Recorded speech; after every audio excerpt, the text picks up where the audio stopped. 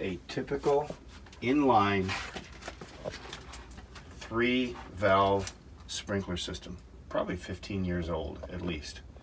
And how are you going to get these off?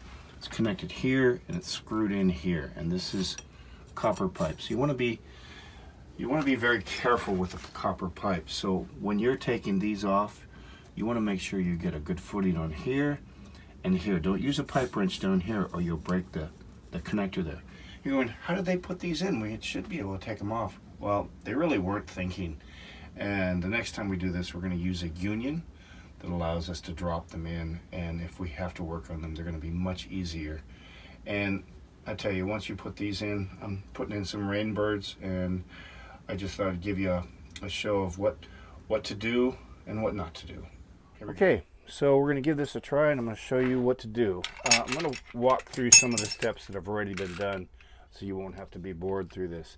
The first thing you're going to do is shut off your water, okay, before you cut these, or you're going to have a geyser. So you take this tool, buy them at Home Depot, which will allow you to cut that pipe. So it just comes down on it, and you just keep pulling on it until it's cut. Once it's cut, now you want to loosen this a little bit while it's in here. It's easier to do. So I have two tools.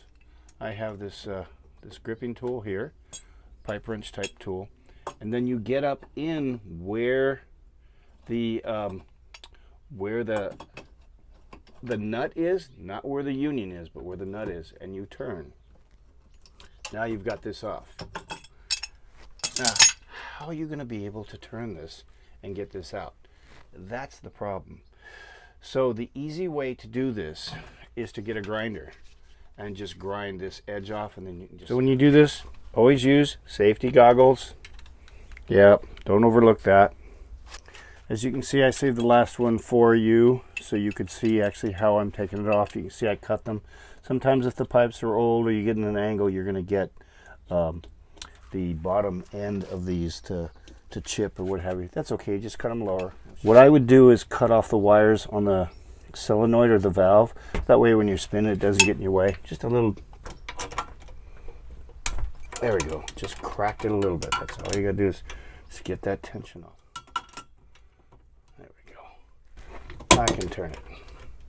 Okay, so I turn it there about 45 degrees. Now you can use a hacksaw or whatever.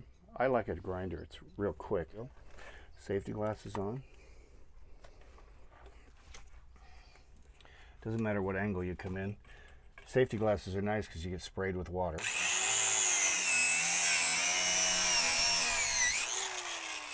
Okay, so I got one on the other side. And grind it down here.